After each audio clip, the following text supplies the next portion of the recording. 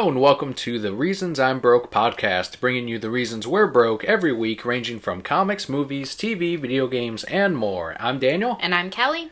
What happened to 177? It was a ghost. It's just gone. It's not gone. Some of our Patreon supporters know exactly where episode number 177 went. If you head on over to patreon.com/thereasonsimebroke, we did promise a Patreon exclusive episode, which is episode number 177, built by the Brokettes for the Brokettes. As soon as you donate as little as $1 a month, you get an immediate link to download number 177. But otherwise, welcome to number 178 on time as if this were number 177, still releasing out early for the supporters, and then on Sundays for the rest of the Brokettes out there. So for those of you who are brand new to our show, the way we format it is first we start out with some news. This could be about movies, comics, TV shows, all the various things that make us broke throughout the week. And then at the end of the show, we highlight a comic or two from what we read from our poll list. Earlier this week, we held a poll with all the Brokettes on Twitter as to which is the better sequel, Aliens or Terminator 2, and the results are in. All our Brokettes decided that Aliens was the better sequel. Most of our Brokettes. There were some votes for Terminator 2. And Aliens, you get to see if they are right or not. Now you know if they are telling the truth or if they are lying. Because it all comes down to what Kelly thinks. It's not the polls, it's what Kelly... Is that what it is? Emperor Palpa Kelly. Yeah, Palpa Kelly decides which is the better sequel. I mean, is this like true in life outside the podcast? Absolutely, yeah. Really? So if I'm like, I think that you should bake me cookies tonight. No, we're just talking about sequels. This is what we're talking about. Oh, I thought we were talking about all of life. Well, this is much less interesting then. So yes, I did finally have the opportunity to see Alien and Aliens. Never seen the movie before, or either movie before. And I don't know, it's a close call for me. Between Terminator 2 and Aliens, or no, Alien and Aliens? Between Alien and Aliens. I can't compare Terminator 2 and Aliens because I've never seen Terminator 1. Okay. I've seen Terminator 2 and now I've seen Alien and Aliens. So I can't compare them. However, in the topic of Aliens being the better sequel, or a sequel better than the first one, I mean, it was still close for me. I don't know. Maybe I'd have to see it multiple times. But it was better than Alien. I didn't say it was better. They're different. Okay, they are different. I'll agree with you. One is a horror movie. Yes. More suspense, and there's only a single alien in the ship with a bunch of engineers and scientists. Yes. The second one involves multiple aliens, a queen alien with space marine soldiers. I think there's also a scientist in there. Burke was a business guy that brought him on. Yes. And then Ripley, who had a previous experience with the aliens, the xenomorphs.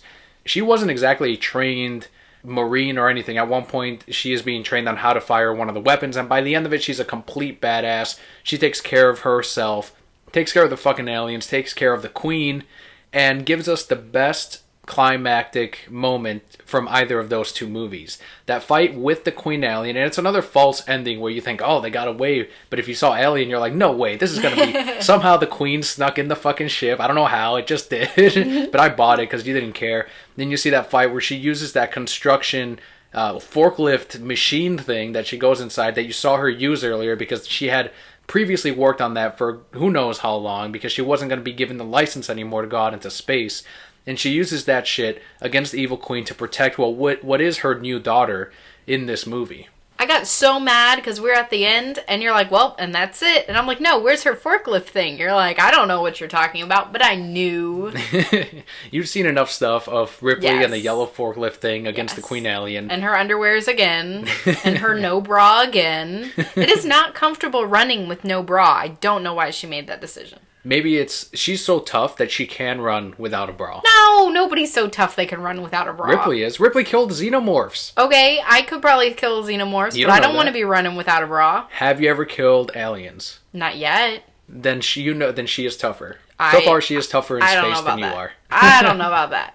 The character direction and the drive that we are given with Ripley, you have to admit, is better in the sequel than it is in Alien. Yes, I will admit that. The special effects are better in Aliens than they are in Alien. Well, of course, because it was created afterwards. The action is better done as well in Aliens. The scenes with action, yes. The characters are more memorable in Aliens than in Alien.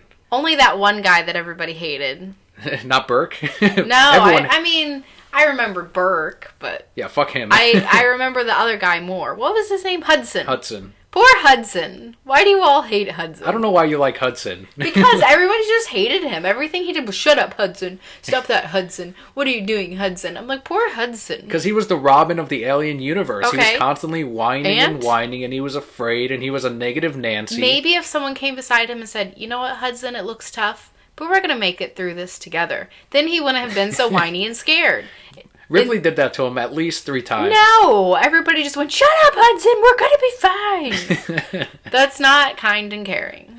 And we even had a better android in Aliens than an alien. So far, the majority of things that I've chosen to point out are better in Aliens than an alien. But we had so much more suspense in Alien. Yeah. I was terrified through the whole thing. In this one, I'm just like, oh, this is going to happen. Oh, this is going to happen. I didn't know what was going to happen in Alien. You did point out that the aliens were easier to kill in the sequel than in the first one. Much easier to kill. But then I pointed out that those were like scientists and engineers. They weren't Marine soldiers that were trained to shoot things. Okay, still. And you had jazz hands in the first one. Yeah. There were no jazz hands in the second one. When the alien first pops up, it does the jazz hands towards him, and they linger on that shot for probably half a second too long, where it looks a little funny because it looks like he wants a hug. Hi. But you have to admit this is the better. This is a moment in which the sequel is better than the first one. You can see yourself watching the sequel more times than the first one. I don't know. I feel like I kind of want to watch the first one again more so than the sequel again. I think politics are at work here. I don't think politics are at work here. And you're dodging the question? No, I'm not dodging the question. I don't know. I'd have to see them both again. I mean, it's very... I will admit that this sequel is better than most sequels compared to the first. Like, Mulan 2 was nowhere near close to Mulan 1. Sure. And Pirates of the Caribbean 2 was nowhere near close to Pirates of the Caribbean 1. And these two movies are very comparable in their goodness. Mm-hmm. Could I put one above the other right now? I don't know. I've only had a first watch through. You don't know how excited Broquettes were that you finally got to see it. They've been asking for months, like, she needs to see Aliens, she needs to see Aliens. They're both really good movies. And now you've finally seen them. I did. As someone that saw it in 2016, does it hold up? I definitely think so. Like I said, when I was watching the first one, I was scared through the whole thing. I was like, turn it off. I can't do this anymore. And then I thought, like, she was safe. And then, here he is again. I'm like, fuck, no! So, definitely think they hold up. Some of the things that made me laugh, though, were in places it doesn't hold up, where they're like, we have to get this alien back, we could be millionaires. I'm like, that's it? Just millionaires? Like, not worth it, guys. So you can definitely tell when you start throwing out numbers like that, yes, it doesn't hold up over time because you don't know what's going to change. Mm-hmm. Or the computer screens, like, they're so far in the future, and it's like old ass beep, beep, beep, beep, beep, beep, beep. So it's funny you say that because someone online also commented on IMDb boards, like, everything holds up except, and they pointed out the computer screen. I'm like, of all things, the computer screens? Yeah. He said if they ever redo it, they should replace them with higher digital. I'm like, no, I like that. And like the weird 3D rendering. Or when they're watching the camera of the people going through things, and it's this little tiny TV screen, all like fuzzy with lines and like a VCR. Yeah, and it's like, well, clearly what you guys are recording is better quality, so why couldn't you just put that there? And final thing, in a movie, even now, you don't see too often, back then even, a strong female protagonist. Mm-hmm. How awesome was Ripley? She was pretty cool. In both movies. Yep. More so in the second one, just because she was so afraid and changed by the first movie. You saw that nightmare she was having, and facing them head on and being upset and angry and just destroying them. She can finally sleep again. That's when character progression in a movie, when they're different and changed, not necessarily for the better or for the good, but by the time you reach the ending, that's when you have character progression in the movie, and that's when you have something completely new and something else you can enjoy as you rewatch it later on. I agree with that, and I think more so than her just being a strong female character, she was a leader. So you hear in the first one, she's second in command. She acts like she's second in command. Like, she got this position for a reason, and you can really see that. So she's not strong just for the sake of being strong. This is what she was trained to do. I've learned in my line of business, the people who are really good at leading are people who are just born to do that job. And you can kind of understand that that's what she is, and she does whatever she needs to be that leader for the people she's around. Awesome, so very cool. On to the movie news, since we are talking about movies. First one coming from Sega. President and CEO of Sega Sammy Holdings, Hajime. I can't say these names. Why do you give me Indian. these names? I don't Hajime. know. Stop. Hajime Satomi. Did I say that? Hajime Satomi. Thank you. Confirmed that a Sonic the Hedgehog movie is still in the works over at Sony Pictures. We have a quote here. Sega Sammy Group is currently planning with Sony Pictures to create a live-action and animation hybrid Sonic the Hedgehog movie scheduled for release in 2018, he said. Like with this CG animation production, we would like to extend and expand our business into other entertainment areas beyond what we are currently involved with. Means we'll see it soon, 2018.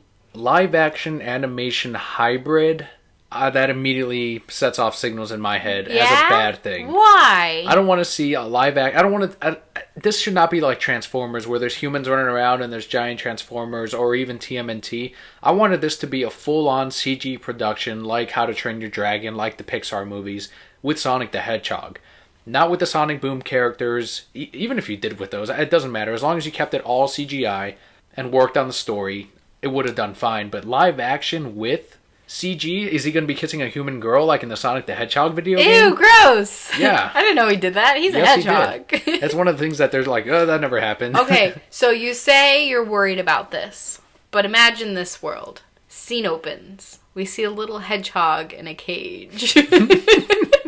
A real life hedgehog in a cage. Not even blue? No, not blue yet. He turns blue. Or no, maybe we see little baby hedgehogs, like a mama hedgehog and a little baby. Real live hedgehogs. When you're panning through their little cage, you see all the little sawdust mulch in the bottom that they live in, and their little spinny wheel. Do hedgehogs have spinny wheels? I don't know. Oh no, there's not a spinny wheel yet. Okay, and you see these things, and we pan to the left, and then you hear the sound of a little spinny wheel spinning. And you're like, what's going on? And you look over, and there's a little blue baby hedgehog spinning on the spinning wheel, getting faster and faster. Boom. See, black. And then the title that just says Sonic. Yep. Or would it just say Hedgehog? I mean, either. That sounds awful. That sounds amazing. I would hate that. Like, if it started as a real hedgehog, like, even... What, he comes across ooze and becomes into an animated mutagen? Just take a real... take a real hedgehog, dye him blue, and just, like, set him free and follow him running all over the city. Just like the little waddle that they do. Whoever looked at a hedgehog and said, these things are fast, because they are not. I don't know. It's going to be... They've been working on this thing since 2014, and there's still nothing. Still no trailer. Still no screenshot. So then give them the benefit of the doubt. Maybe just Eggman is a real-life thing. Maybe it's going to be like Who Framed Roger Rabbit. They did say Eggman was going to be in it. Okay, so there you go. Eggman is the real-life man. Everything else is CG. No. Just do it all CG. Did you like Who Framed Roger Rabbit? I actually, as a kid, I think I did. Okay, then. But now I'm not that crazy about it, but I do appreciate it because it does have Mickey Mouse with Bugs Bunny on the screen at the same time. Donald Duck with Daffy. You won't see that again. Calm down. Let's see. Did you approve of Heath Ledger as Joker? From the beginning? No. Okay, then. So calm down. You don't know what they're doing. Have you been sitting in their meetings? No. If you were sitting in their meetings and they were coming up with silly things like not real hedgehogs running around, then you could be upset. Somehow I think my bet is leaning more in my favor with Sonic the Hedgehog. Let's face it, they don't have the greatest track record in video games or in movies yet. And maybe they will just blow you away. You don't know. Have a little optimism. Oh, I hope I'm wrong. So transitioning into some video game news, this is some sad news. The video game website GameTrailers announced this week that it had shut down after 13 years of reviews, trailers, and original content. This had me really sad because I go on GameTrailers all the time. Yeah, all the time here at home or even on my break at work. Like I'll pull up some video and I watch it. Either that or Cinemassacre or Channel of Awesome, but GameTrailers is definitely one of them and the first one I go to. After the dip in magazine sales and marketing, video sites like GameTrailers became the community's #1 source for gaming clips. In 2014, Define Media, owners of Break.com, Screen Junkies, The Escapist, and more, purchased GameTrailers and proceeded to lay off a large number of employees. This week, the rest of the remaining employees were let go. Some people were saying that this was coming. There was no change, and we should have all seen it, but they were kind of holding their own for a good year where they were just still producing content. It was a smaller crew. We still had we didn't have Pop Fiction as often as they used to, and we still had the final Bossman. We still had all the regular reviews, the trailers. It was just like a smaller version of GT and something you could still go to and enjoy. No one was complaining that the content was getting lighter. It was still continuing, and all the people that were there and they worked there made it very clear in their videos, hey, this happened, we got purchased, many of our friends got laid off, but we're still here, and so far no word about anything else. And then all of a sudden on Monday, which is the same day they broke the news, they said just this morning we were all laid off, so no more GameTrailers. That sucks. Some people blame Twitch or YouTube for the end to websites like this, but they were streaming through YouTube as well. That was their counterpart. They had a whole GameTrailers channel, and it's unfortunate because GameTrailers was a very clean site, had some awesome original content. The retrospectives, they had one for Kingdom of Hearts, they had one for Legend of Zelda, they had one for Metal Gear Solid, and they were very detailed breakdowns on the history of it, the in-game story, especially for Kingdom of Hearts, because that one has the most convoluted story in video game history, and they somehow broke it down. The Legend of Zelda, before they even made the Hyrule Historia, they had their own theory on what that was, and the Pop Fiction and Pop Facts were always amazing. All the rumors, like the Mew underneath the truck, they addressed that, but they didn't just debunk it, but they came up with other versions in the games where they said this is a throwback to that because the game developers noticed it. And to see that they're all going to be gone and this place is just shut down, it's awful. I hope that the crew, sincerely, I do hope that they come up with their own brand new network, their own brand new video site, or that they at least get jobs elsewhere where they can put GT as their resume and get something else. I don't think this is the end for that crew. I think they're all going to stick together, and we will see something this year coming from them. I definitely agree. Something that probably contributed to their shutdown also. I know you say YouTube. I don't think it's YouTube specifically, but there are people out there, like us, who enjoy getting out this kind of news and analyzing these things. And so they're putting them up, for free. They're doing it in their own free time. So I'm sure this company that bought them said, one, they're probably not getting as many views because other people are also doing similar things. But on top of that, why are you going to pay these people to do that? This, however much money they were paying them, when you could probably find somebody who's doing this in their own free time and saying, paying them a much smaller amount. And that may or may not be part of it. But from a business standpoint, if you're looking to make money and save money, I mean, the amount, and it's terrible, the amount of cuts that companies are making right now is just astounding. All the hours and the employees that they're cutting, and it's terrible to see, but unfortunately from a business standpoint, that's what a lot of people are doing right now.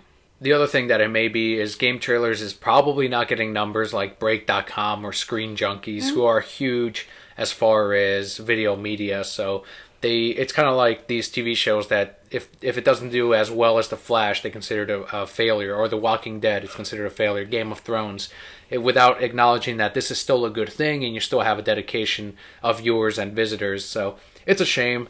This won't be the last we see of them. Speaking of business, toys. Two of the biggest toy manufacturers are in talks to merge. So Hasbro, who make Transformers, G.I. Joe, My Little Pony, and Mattel, who do Barbie, Hot Wheels, and Fisher-Price, have been having on and off negotiations since late last year, just flirting with one another, whispering sweet nothings into their ears. G.I. Joe and Barbie are just, yeah. Hey girl, what's going on? It's been hollering, but she hasn't been coming by. So Mattel has been taking losses to Lego and expects to lose more as Hasbro licenses Frozen and Disney princesses. Hasbro already has the license to Star Wars: The Force Awakens. Sounds to me like Mattel would be benefiting the most from this deal. Yes and no. So Mattel has Barbie, Hot Wheels, Fisher-Price, which are big. Mm-hmm. On the other side, you've got Disney, which I don't even have to name who else they have. You could just say, I have Disney, and I have their licenses to all their toys and shit. This would also bring the Marvel and DC Comics toys under one company. The merger would also bring Mattel's girl toy lines and Hasbro's boy toy lines. However, if a merger is pursued, it would face intense review from the U.S. government under the possibility of a monopoly in the toy world. Do you think this deal will ever go through? I don't know. If it did, like, do you know, it would be huge. There's so many possibilities. You could have Star Wars Barbies. Yeah, you could. Yeah, you could have that. I mean, you could Frozen Barbies with the name Barbie and Frozen. I wonder if they have those already. I wonder if they worked out a deal separately with Disney to They do that. have, I don't think so. They have Frozen toys or Frozen dolls that look like Barbies, but it doesn't have the name Barbie on it. You put both of those things together and you've got gold. I mean, you bring out an entire Barbie Disney princess. Oh my God. You know what you do? I just made so much money for them right now. You bring out an entire Barbie line of Disney princesses, right? Mm-hmm. All of them. Price them at $20 a piece. People will buy them. Then you make a Barbie dream house that's Cinderella's fucking castle. Price that bitch at $200. Shit. Done. Slap the name Barbie on there. Done. You gotta have a garage, though, built into that dream house so that the Transformers could hang out in. So all the boys are downstairs and they can talk to one another. Drink a beer. Could they make Transformers Barbies? I mean, they could, but they wouldn't. But you know what? Yeah, I'm gonna tell you what I like about this idea. Have you seen the Barbie marketing recently? No, I've completely missed it. Oh, man, it's so good. And I need to show you the commercial. But it shows a little girl. There's one standing in front of an entire audience of people, like in a classroom, like a college classroom, talking about something. And of course she's making up things. And then you have a little girl, I want to say she's a veterinarian. And again, we're talking like 9-year-old girls, 7-year-old girls. And then you have another little girl who's the president talking about stuff. And so you see all these different scenes. And then it flips back to the girls playing with Barbies. And their whole message is Barbie lets these girls be who they want to be. And it's, I don't know, it's real powerful. Because with today's college, they may not be able to afford it. But the woman inside me is like, yes, that's what Barbie's about. Because I remember playing with Barbies and being all those cool things that I'm obviously not now. I feel that if they did merge, all the not seeing, I mean, that's not the right word, but we're not seeing Black Widow. We didn't see anything of her. If they could make a Barbie out of it, and the Barbie company was still in charge of their stuff, but now was able to do things like that, yes, I think we would see more female comic book characters or females from these comic book movies appear as Barbies. Black Widow, that reminds me of a moment at my local comic shop where we carried Black Widow. Whenever we carry all the characters when they become available, and they made Black Widow, and she's still sitting on the shelves. Where are the Black Widow fans? What happened? they demanded Black Widow, and there's Black Widow. They just assume that nothing's out. Or is it just the Tumblr crowd that's like, oh, okay, good. It's finished. Glad you put that out there. I'm not gonna buy it. I'm glad it's out there. Yeah, somebody might want to buy it. But yeah, this merging would be amazing. Some people are saying that, oh, maybe we'll have a superheroes toy set where the Marvel and the DC characters are going to be together. That's not going to happen. They're going to keep them separate, and they're each going to make their royalties off of the toys separately because they're not going to be able to ever come to an agreement because each one will say, and arguably so, like my Batman's worth more than your Tony Stark or Captain America. I should get a bigger cut because I've got Batman. And I'd be like, yeah, they're right. You should give them like 75%. You should give them like 95%. So, yeah, we're not going to see that, everyone. It's just going to be where the Hasbro or Mattel, whatever name they end up keeping, would make all that money at one. And then they would separate the earnings to each company based on each toy line. You know who should buy all of them?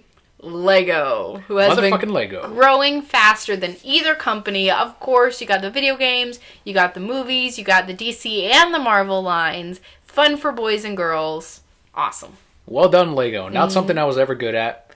I was great at Legos. My brother was great at Lego, and he would show me like, hey, check out what I built. And I'd be like, awesome.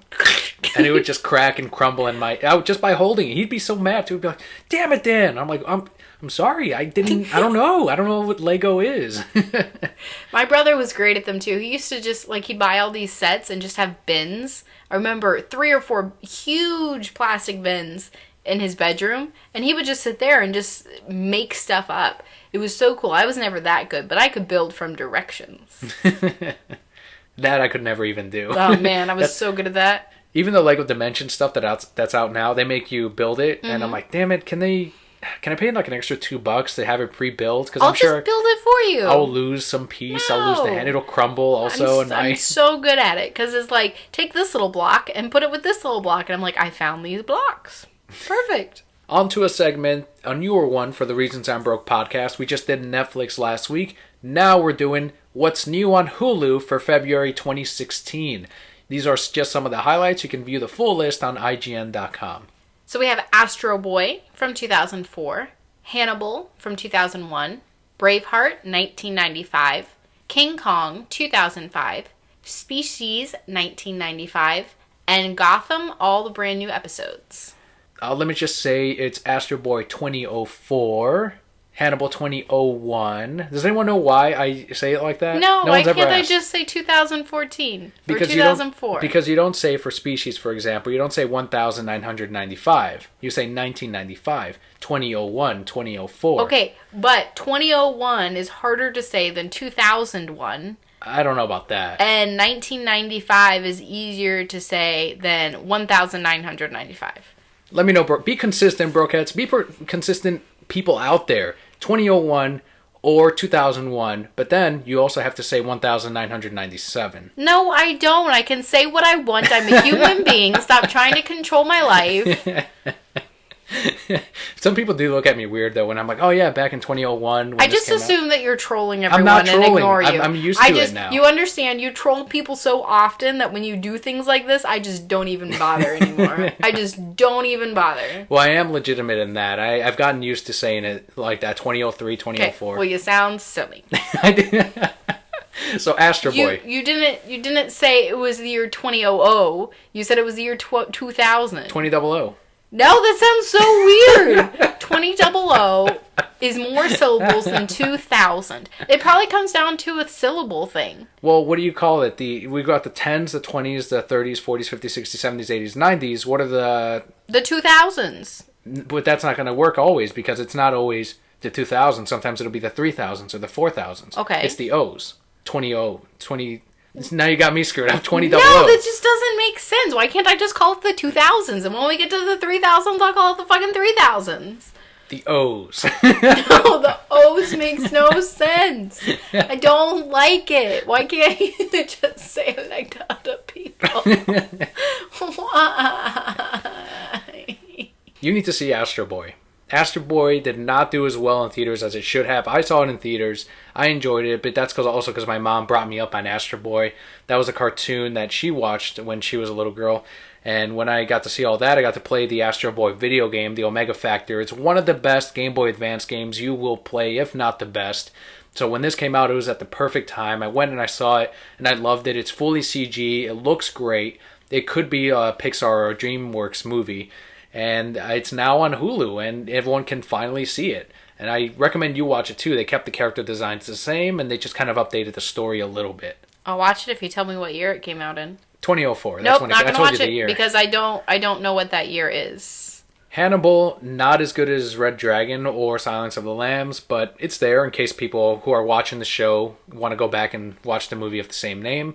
Did you ever see Braveheart? Nope. That I saw as a child, and it screwed me up, that scene in which there's a scene he's being tortured, like they're stretching his body, and at the end the final torture is they split his stomach open and they pull his organs out, and you don't see it, but you see his reaction where he's like and you hear like the squishing and all that, and as a child I'm like and I never forgot that. To this day it still haunts me a little bit. It was, I don't know why. It was on television, there was no adult around, and I was watching it, and it screwed me up. That was the first problem.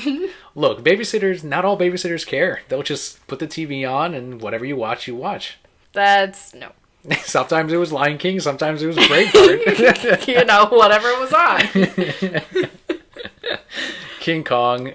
I know some people liked it, but you can see King Kong before the new King Kong, which is going to face Godzilla, so you can compare which King Kong is better for you. I know you never saw Species. Nope.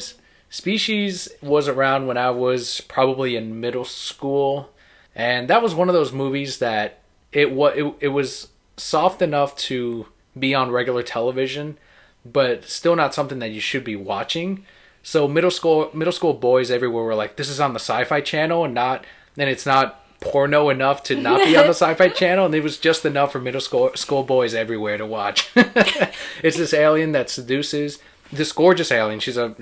I believe she was a model, and she seduces men but then kills them. And she's got this thing where she has to find the right one, and that's the one that she can breed with. And when she does, she still kills them, but then she can lay her eggs and the species can continue. It doesn't matter what the plot is. Like, you just saw it for like the sexy parts, and that's what this was. Oh, you boys. Gotham's coming up. All new episodes. Is there a sexy alien in that too that I should be worried about? Not at all. There is no one sexy in that show. There's a Harvey Bullock. He's kind of cool, I guess. Well, they all sound like good picks. I have not seen any of these, but some of them came out in 2004 and some came out in 2001. I think we need to move forward here. We've got... You're just mad because I'm right and Brokettes are going to agree with me. Brokettes, let us know on Twitter @ReasonsI'mBroke. Is Kelly right about the dates or is Dan right? And if you say Dan's right about the dates and not Kelly, then you can just take your business elsewhere. Yeah, right back here to my side of the podcast. Okay, then, which is then you can just listen to Dan. A majority of the listeners are going to agree with you. Don't worry. Yeah, they are. I don't hear many people call it 2001. I don't hear anyone. Because it's like a trolling thing. It's not a trolling thing. It makes sense. You troll. Also, let us know, is Dan a troll? That I am. All right. So, Supergirl. Yes. You said this shouldn't happen because they're different worlds. Yeah. They went ahead and did it anyway. Well. They overrode the pulp of Kelly. They're trolling me too, then. CBS has officially announced that CW's Flash will appear in an upcoming episode of Supergirl. The episode will air on Monday, March 28th on CBS, so a little over a month from now. So you were the one that was against this? Yes. Are you still against this? I mean, I'm going to watch it. Do I think it should happen? I still don't think it should happen, but... But it benefits both parties. It does, and it's a money move, and I understand why they're doing it. Well, I'm glad you agree with me on that. I mean, I understand all that. I still don't think it should happen. It's not a call that I personally would have made. We've got another quote here. We are so incredibly excited to announce something that we have dreamed of happening since we started making Supergirl. The Flash and Supergirl are teaming up, said Greg Berlanti and Andrew Kreisberg, executive producers of both shows. We want to thank Grant Gustin for making the time to come with us, on top of his already immense workload, and all of the folks at CBS, the CW, Warner Brothers, and DC for working this out, end quote. They don't have to thank Grant. He's just looking at that paycheck. Yeah, but he still had to agree to it, and they have to come up with some terms to do this, because this is outside his contract. They have to draw up something new. Mm-hmm. Well, you put enough zeros on it, I'd do it too. Hey, Kelly, you're getting 3 hours of sleep. You want another $1 million? Sure. And while this next quote was not from me, we do have one of our new favorite segments, Nerd Rage Reaction! Did I do that right? Yeah, do you want to do the voice, or should I? You can do the voice. No! Now Flash will become a politically correct moron. Will schmaltzy music play in the background as Flash and Supergirl have a girly talk about their feelings of inadequacy? Ugh! I don't know, Nerd Rager. When you watch the episode, you can find out for yourself. Because they will be watching it. Because you will be watching this episode. You know what? Just to troll this guy, if I were an executive producer and I read this, I'd say, you know what? Let's do an all-girl power episode, and we'll have Flash at the end of it say, girl power, and then they'll freeze frame as his fist is up in the air. Just to fuck with this motherfucker. So you would spend all that money just to mess with this guy. Yeah, and this is why I'm not an executive producer. Would all of your characters also say 2004? All the time. All the time. We come up with reasons to just come up with these years and dates and whatnot. Oi, I can't. We've watched Supergirl. Is it super politically correct and schmaltzy, as he says? No, I don't think so. I mean, it's a show geared towards women. If that's what he's against, then... That's all it takes these days, Kelly. If it's just geared towards women, it's immediately a politically correct, which is a bad thing, apparently. It's all immediately just for women. It's immediately feminist, and it's immediately... All of this taken negatively because it's not for the straight male, or I don't know. Sexism is stupid. That's all I have to say. Let us women be women. Just let us do our thing. Stop trying to control our lives. And making you say 2004. Yes! I'm never going to say those words. And if you teach them to my child someday, I'm going to teach them the right way. I'm going to say, don't listen to your dad. He's mean to your mom. But then our kid's probably going to love you more anyway, so they're going to listen to you. While we are getting The Flash on Supergirl, we are not getting Deathstroke on Arrow anytime soon. In a Tumblr Q&A with executive producer Mark Guggenheim, he responded with, "The character of Slade Wilson is currently tied up in another DC project." DC Comics president Diane Nelson has previously clarified that the television and cinematic DCU would stay separate to keep from, quote, handcuffing our creators into trying to work with the same storyline or force them to hold back characters or introduce certain characters, end quote. So that way the screenwriters don't have to say, fuck, well, they already introduced this guy over here. We have to work with that origin. It's all free. They can do it separately, and then if they wanted, they can say, well, this is just Earth 17, and then if they really wanted to merge the characters. So they get best of both worlds in that way. Right, and of course, that's a brilliant idea. It doesn't make sense not to do that. But this does leave us to speculate, where will Deathstroke appear? So you're the president of DC. Yes. You are trying to keep these two things apart. So far, the main character we are going to see two versions of, and this is why people lost their mind when Grant Gustin wasn't cast as the Flash in the movie version, is the Flash. If you see other characters, if for some reason Warner Brothers comes up and says, we're going to use Deathstroke in Suicide Squad, he's going to be in the end credits. After the credits, you see that Deathstroke has been hired to go after the Suicide Squad. People go nuts, it's amazing. Would you say, let's not use Deathstroke in the TV show and just keep him at the cinematic version right now, because we are planning on using him on that end? Yes, I would absolutely do that. So the thing you have to look at is the time frames of when these things are coming out. So Flash has been out for a whole season already. We've already had a year to get used to this Flash. So if we see him on the big screen and see him as a different Flash, it will be very easy for our minds to differentiate between those two things. Right? Yeah, I guess so. Okay. So if we're going to see Deathstroke at the end of Suicide Squad, which comes out fairly soon, yes? Mm-hmm. And we're going to see him on the TV show, which if we're just now announcing he's going to be on the TV show, we can assume that it will still be a little while, but not super soon, that we'll see him in the show. It stands to reason that we would see TV Deathstroke and movie Deathstroke at about the same time. If you were to bring him. Exactly. If you were to continue using him in the TV show, which, I mean, even if it's like a month apart, even if it's 2 months apart, that's still pretty soon in people's minds, and that would be a little more difficult to differentiate between the two characters. Yeah, for the general audience, they would be confused, especially they'd be like, why wasn't he in the movie recently? And I know, because I have to explain all the time, even in the comic book world, they're like, why is JLA happening?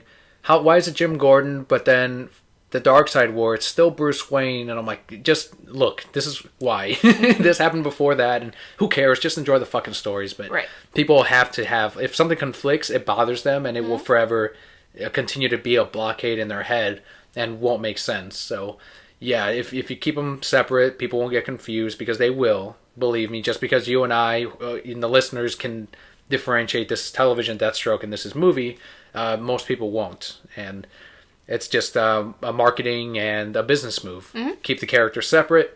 Later on, if you want to use Deathstroke again, even so, the actor has gone into some legal trouble recently, so you're not even going to use him anyway. So. Right.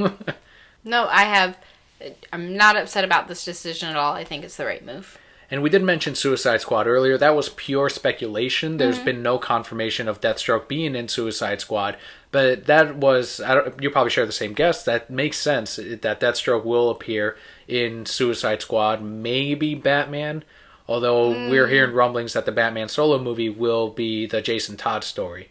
I don't see him being in Batman. Definitely in Suicide Squad, of course it does. It makes a whole lot of sense. Or they could do something obscure like Black Panther. Do you think we'll ever see like a solo Deathstroke movie, or you think he'll start off as a supporting? I think he would definitely start off as a supporting.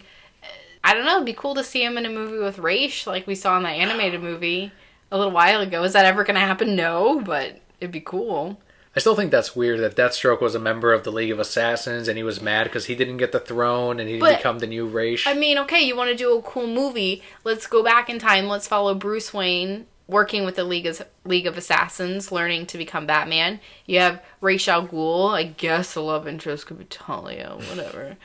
But then you could also have Deathstroke in there, and then halfway through the movie, now we have an established Batman, and there's this person coming after him that's really good and knows a lot of, like, League of Assassin-y things, and he's tough, and Batman's like, oh, why? And then it turns out, like, his old friend. I feel like we've seen this before, but it still makes a cool movie. I was going to say, he comes out and he says, I was wondering which would break first. Your spirit. Exactly. The Deathstroke ripoff, Deadpool, yes, is already getting a sequel. He's already had his solo movie. Yeah. Huge success. Mm-hmm. Getting a sequel from 20th Century Fox. Of course. Did we expect anything less?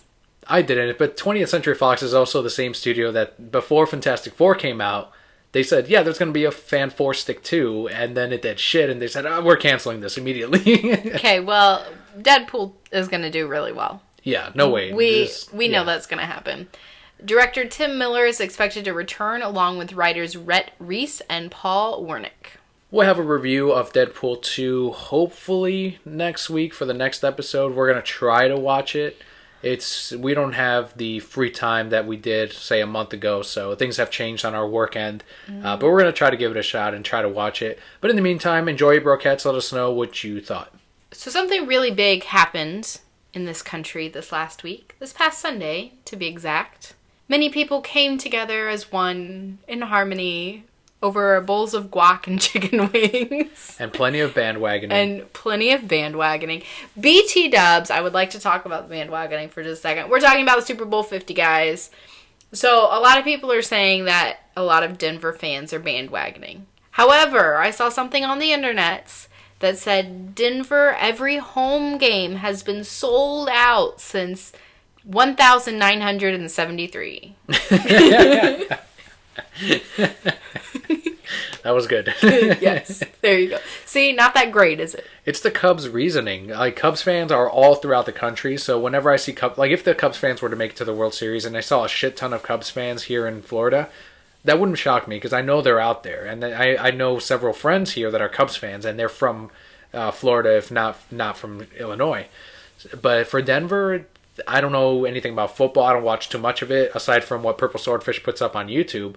So to me, I'm like, okay, these two teams. We went to a bar that specifically didn't have televisions that night. Yeah. And they had installed televisions for the game. And I'm like, well, all right. I guess there still weren't a lot of people there, though. Yeah, because people didn't expect the Super Bowl to be played there. And I'm like, okay, I guess we're watching this. I'm not a Denver fan, but I am a Peyton Manning fan. So that's why I wanted Denver to win, is for the person. And now I'm happy. And he can retire in peace and get his hips replaced. He's the quarterback that shoots the free throws. And, yeah, that's him. He used to play for the Colts. Turn that team around, man. And now he has the Stanley Cup that he can enjoy. Yeah, he's got that Stanley Cup. Yep, that's what he's got. He'll keep that with him. Do they drink out of the Stanley Cup? Is that what? It's like that one from Indiana Jones that gives him eternal life. Is it like a super version of like the Catholic, the wine, when you put the wine in there and you get the... And the cookie? Yeah. Where's this cookie, though? Well, I mean, I'm sure there's a cookie, but he has to, like, he only gets it for the weekend, and then he has to give it to the goalie for the other weekend. Oh, okay. Yeah. And then they just pass it around. Eventually to the pitcher. And... Yep. No, I like baseball. Keep baseball out of this. Out of this trolling. See, now I just, whatever. Don't even care. I'm not even going to correct you. So it meant more for you, Super Bowl 50, than it did for me. Cool. I mean, it's always fun when a player that you enjoy watching, and you did watch the Colts growing up, with your household being a Colts household. I don't know what your mom watches or who she roots for. Okay. Well, there you go. So for you, it was definitely a special thing.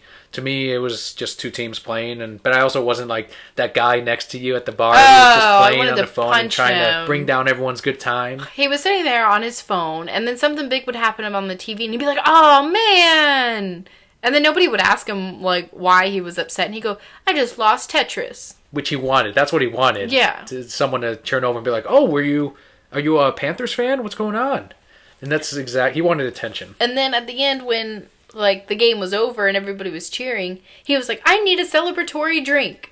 And they're like, "Oh, okay." And they go to pour, and he goes, "I just beat my Tetris high score." What a piece of shit. Like, no, nobody cares, sir. It's like you pointed out, that's trolling done wrong. Like, he didn't know what he was doing. Trolling should never be done. I hate trolling. I don't know why you troll me. Not just you, everyone else. Okay, well, I don't know why you troll me. You can troll everyone else as long as I'm not there. But stop trolling me. The part that the comic readers or the movie watchers that don't watch the Super Bowl but were interested in were the ads relating to comics, movies, TV, video games, and more. Starting with the 30-second trailer. All of these were 30 seconds because them ads are fucking expensive. Even WB's Batman v Superman trailer was at the end of the game. I don't think I remember seeing it in the middle of it. First one we're going to talk about is the Teenage Mutant Ninja Turtles Out of the Shadows 30-second ad.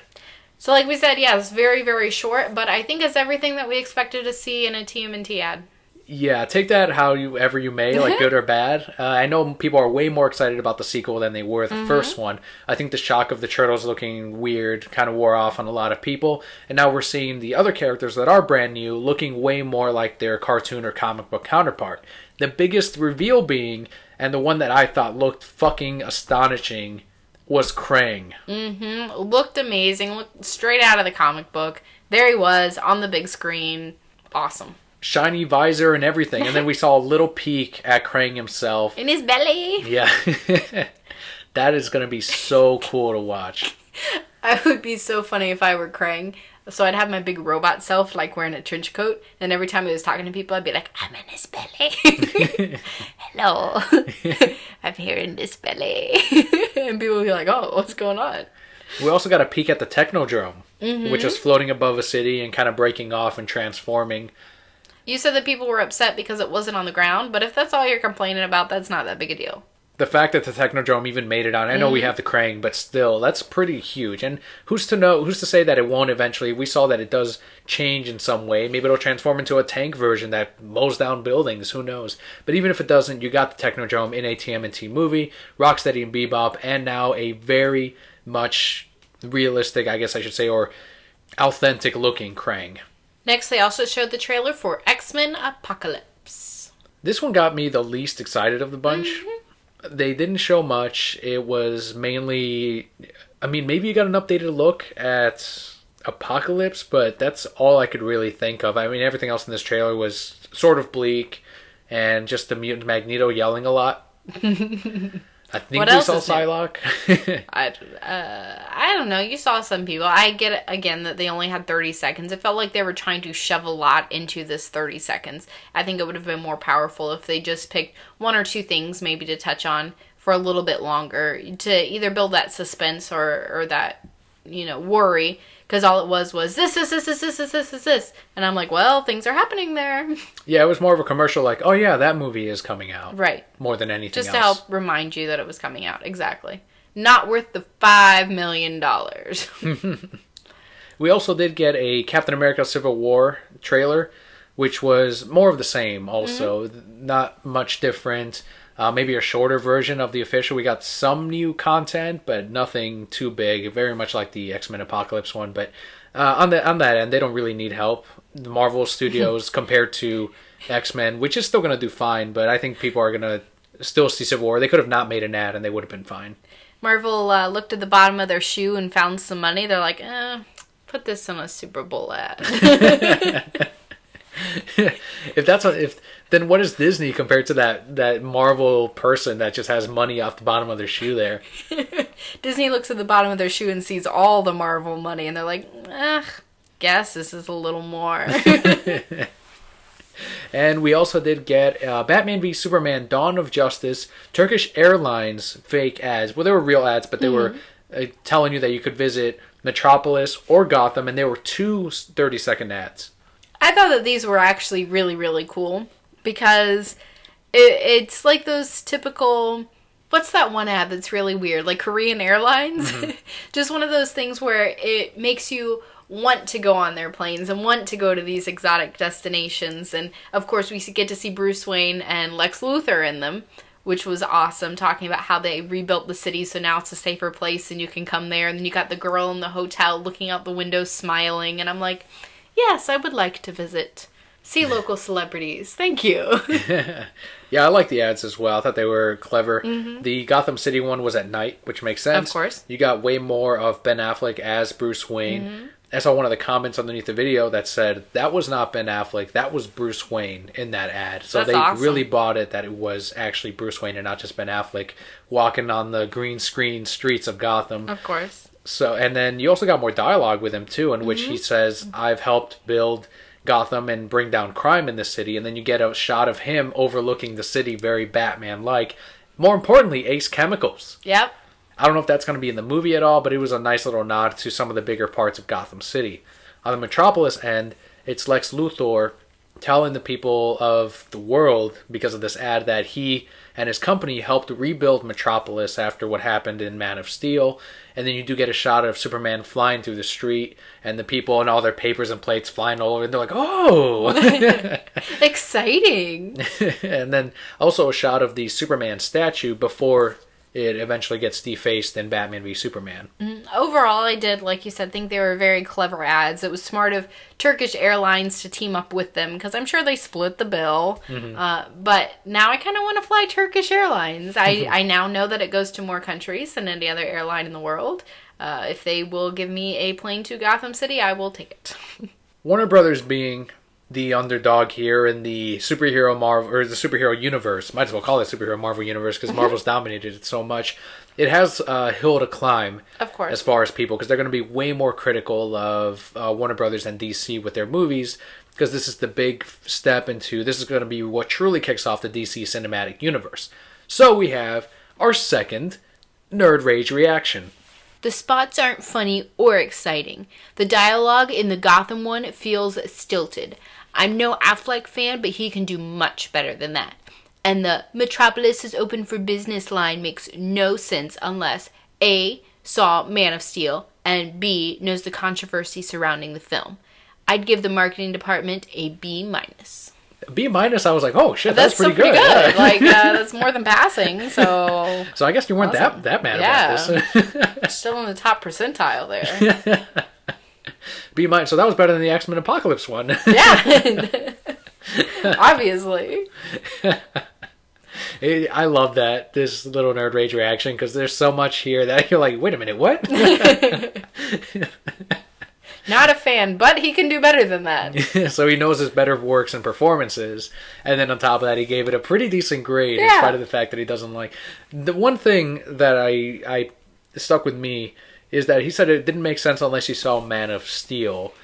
I don't think anyone went open for business. What does that mean? What could it be that there's another story behind this? Even if they didn't see Man of Steel, there's no one saw that ad and said, "Oh, what? I'm confused by this." If you have general knowledge of Superman, then it made sense. Even if you didn't, you're just like, "Oh, Metropolis, Superman, he's there." Like, there's nothing here that made anyone say, "I need to know the plot. What's going on?" Or confused anyone.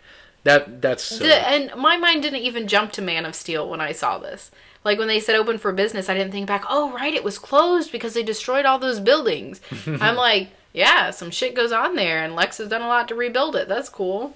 Even so, we already know we're going to get footage from Man of Steel from a different perspective, from Bruce Wayne, maybe even from Lex Luthor, and sort of recap what happened in the first Man of Steel for people that did not see Man of Steel, because I guarantee you more people are going to be watching Batman v Superman than Man of Steel. Definitely. So they have to include a scene like that.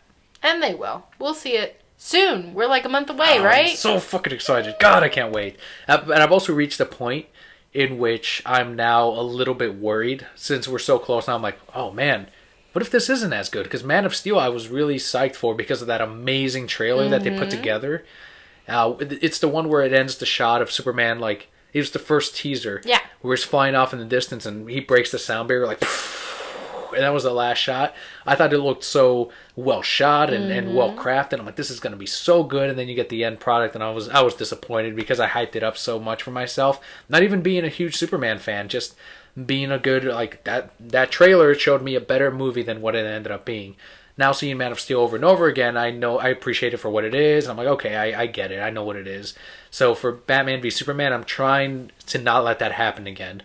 That being said, though, the trailer hasn't had me as excited as the Man of Steel one did, as far as comparing those two hype machines that they put together. We'll see soon, and I'm sure we'll have a full review on it. We're going to have a full spoiler review, but we will put it at the very end of the episode, just like we did with Star Wars The Force Awakens. That way, if someone doesn't want to have that spoiled for them, they can just skip or stop right before the review. So something that has been spoiled by mean people. This is why we can't have nice things. That's exactly why. With the rise of comic shows and attendees, Amanda Conner and Jimmy Palmiotti have set some new signing rules for conventions.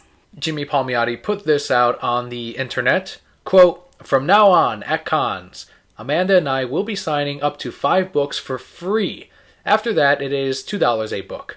The money is going to the charity of our choice, and all CGC or graded books are $5 each. No exceptions. Want to give a heads up to our eBay friends.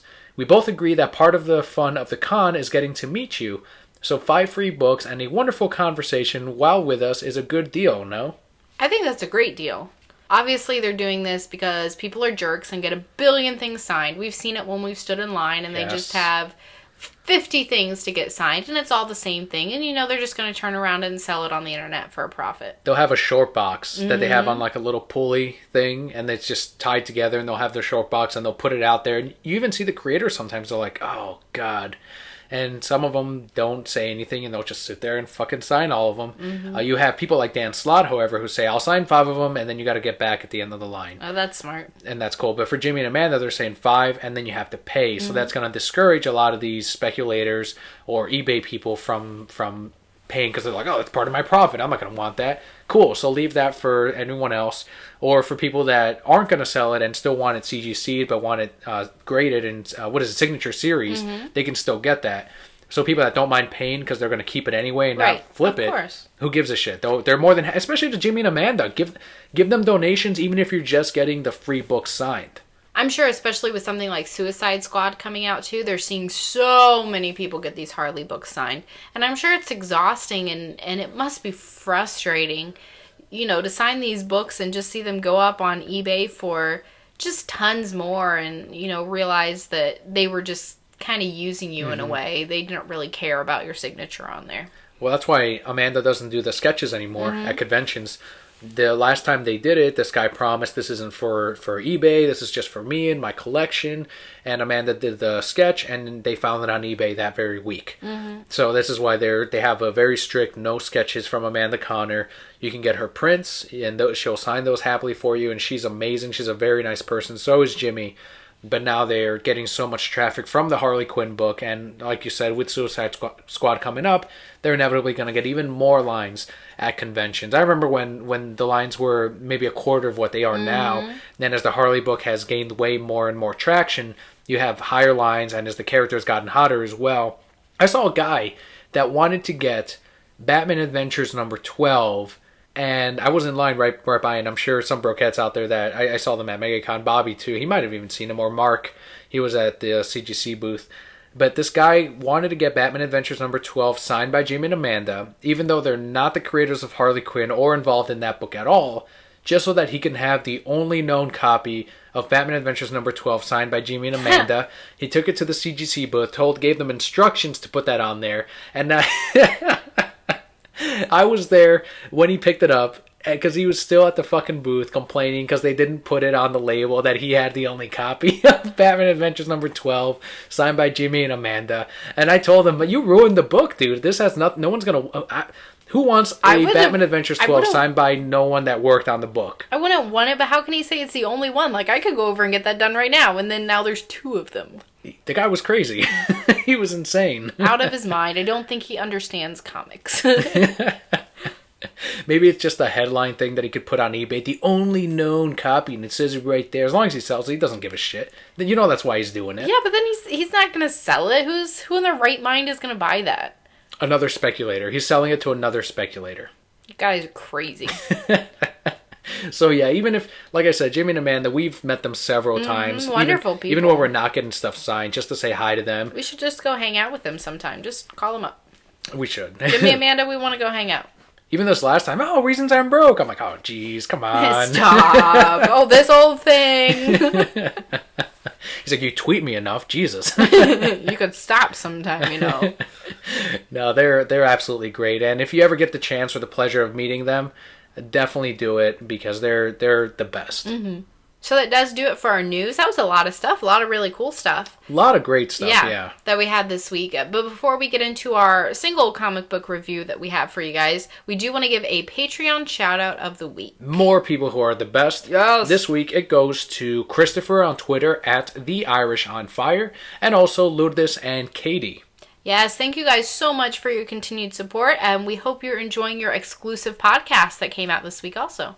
If you want to join in on the shout out fun, or if you want to support us, because we do have some goals, and if you go back and head on over to patreon.com/thereasonsimebroke, I have modified some of the goals, and I have added a couple of different ones. Some of the prices have changed on the goals since I first made it, so I went ahead and updated that. A lot of them went down, actually, so definitely check that out, patreon.com/thereasonsimebroke. Also check out the new stuff that's on there. There's a new reward tier that I've just added. And you also get exclusive access to the episodes days ahead of time. You get your Patreon shout out every single month. And if you're at the higher tiers, you get more rewards. But like we always say, our podcast will always be free for you guys. Our favorite thing is just interacting, talking about all these things that we love, that make us broke, that are the reasons we are so poor. Huge shout out also to decalavenue.net for the help with our Patreon rewards. Now we've got our comic book highlight of the week. We like to cover the new number ones as they're released. That way Brokettes can know whether or not they should jump onto this new series. And this one they should. Yes, this week's number one is Spider-Man number one. It's written by Brian Michael Bendis with artist Sarah Pichelli. And the colorist is Justin Ponsor. These are the adventures of Miles Morales in the main Marvel universe now. And like Spider-Man, everyone is pissed off at him.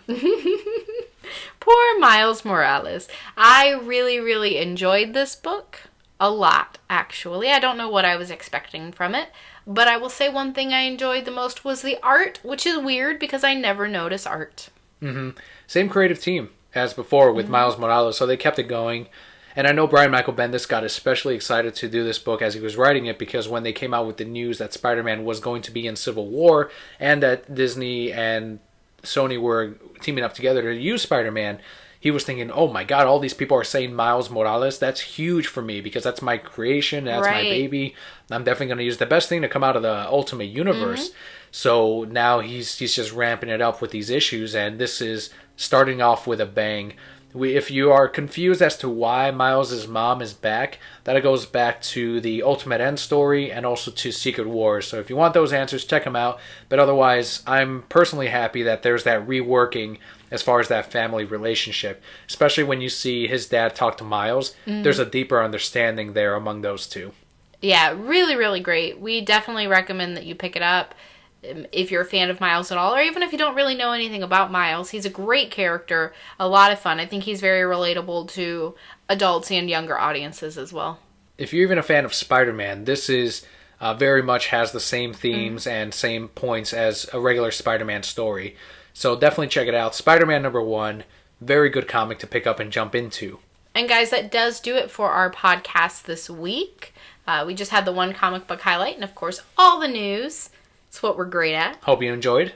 If there's anything you heard of this podcast that you want to talk about, that you want to hear us elaborate on, anything you want us to talk about next episode, hit us up on Twitter at ReasonsI'mBroke. We are always happy to take suggestions and talk to you all. We're also on Facebook.com/TheReasonsI'mBroke, but you can also find the link to the podcast where you can stream it and to all the places where you can find us at TheReasonsI'mBroke.com. If you want to check out other podcasts as well under the Nerd Up Media Network, you can head on over to nerdupmedia.com. As we mentioned before, the Lazy Gaming guys have a great video game podcast. They are putting out more Let's Plays, but you can also find other comic book podcasts like Those Two Jerks and The Read Pile. So once again, guys, thank you so much for listening to us. You can go ahead and put away those wallets and all those dollar bills and save a little more money this week. But we'll be back next week. I'm Kelli. And I'm Daniel. We'll see you on the next show.